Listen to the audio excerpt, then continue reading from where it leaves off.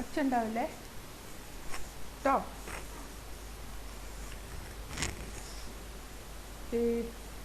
Hello everyone.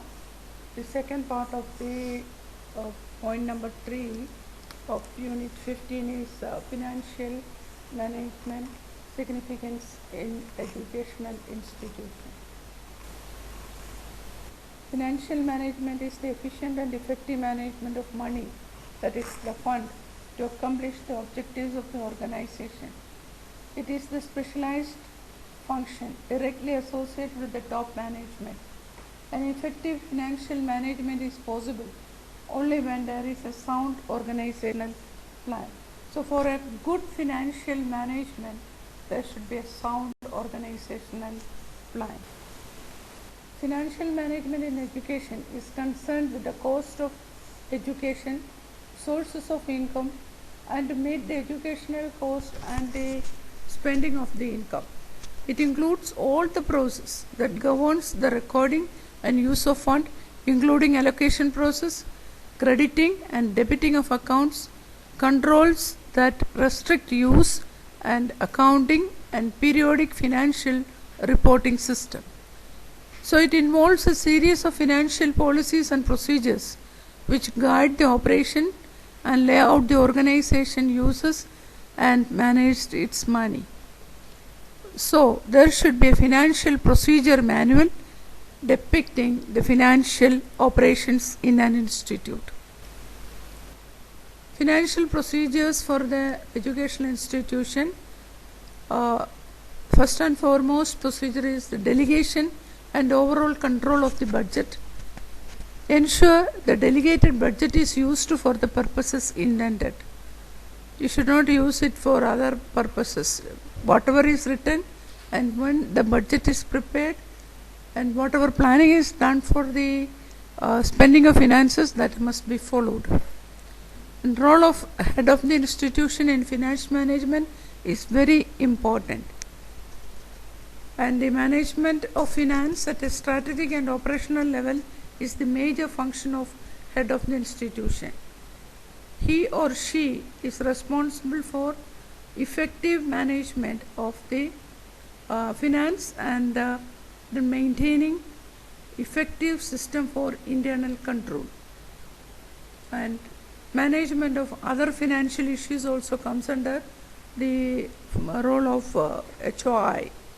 And HOI has the overall responsibility to the governing body for the financial management of the institute. Providing financial advice to the governing body is yet another function of the head of the institution. He or she ensures that the proper and adequate financial system and control are in place and the accounts are prepared and maintained as required by the governing body. Then budgets are to be spent in the best interest of the student. That also she or he has to oversee that the budgets are spent in the best interest of the student. And budget should involve the balancing of the expenditure against the income. Sound financial planning is essential, and the head of the department or head of the institution should have good financial literacy. This is very important, especially when preparing budget. And he or she should involve all the department for preparation of budget. Then only we will get the requirement. After getting the requirement from each department, the head of the institution should prepare the budget. Then expenditure and allocation of any surplus has to be used for areas of need highlighted in the strategic plan. If sometimes there may be some profit coming out and some things might have been planned in the strategic plan to develop in the institute. The finance was not enough. Now the money has come. So we should not take that money for something else. We should allot that money for, or the surplus money for whatever is mentioned in the strategic plan. And financial control and monitoring is a very important function. In the higher educational institute, financials can be categorized into the following categories. the first one is the capital, that is the government grant or the management investment for building and infrastructure, buying for the equipment, all those things. Then the second one is fee collection from the students. Then the third one, loans taken from banks, aids obtained from donors and stakeholders. Then contribution from the community for the development. The last one is school self-reliance. That means the money or the resources mobilized by the institution for the development. Then expenses, HR costs, salary, perks, recruitment costs, training costs, etc. Then purchase of equipment, infrastructure maintenance, purchase of library books, lab purchase, contingencies and stationery, statutory fees, cost of guest and guest lecture. Then quality indicators, when you are going for assessment of assessment, you may have to look for financial management, how it is used and how it is spent, or how it is planned and spent. That has to be looked into. So the first and foremost thing that you have to look for, whether they have a financial procedure manual.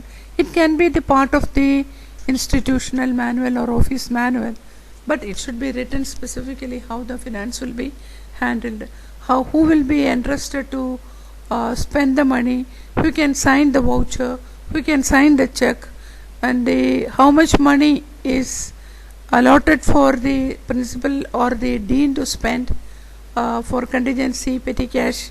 Then again, for purchasing something, the limit setting is important. Sometimes the HOI may be allowed to spend only very little money, or may be allowed to sign for a check for 20,000. In my institute, I know I can sign up to 3 lakhs rupees, because the top management has entrusted me. If I have to buy some equipment which is costing more than 3 lakhs, I have to get the signature from some other people also. One from the finance department, like CFO, Chief Financial Officer, and a managing trustee. It should be like that. So there will be a limit for each person to hand money. Then ordering receipt of goods and certification of invoices. A register of staff authorized to raise orders and certify invoices for payment.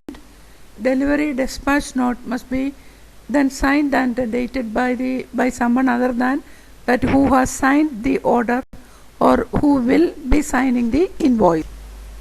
Then how certification of invoice is done, who is signing it, who checked it, who countersigned it, and invoices have been checked to the order, and these documents are marked to indicate the payment has been made, like that. And all these procedure must be looked at us for quality, petty cash and cash handling, how it is done, whether the bill has come with VAT and GST, whether the institute has got a GST number, for payment of signature of receipts, who will be doing it, cash and checkbooks will be kept in locked safe, petty cash accounts should be recorded regularly.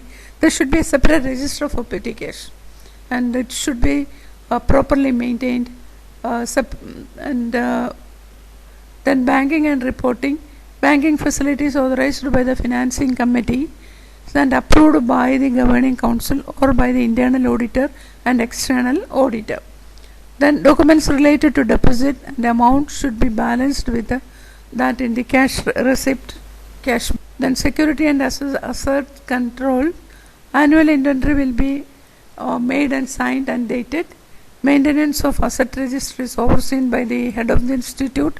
All financial data on the balance sheet, trial balance will be blocked at the end of each month, backed up at the end of the month.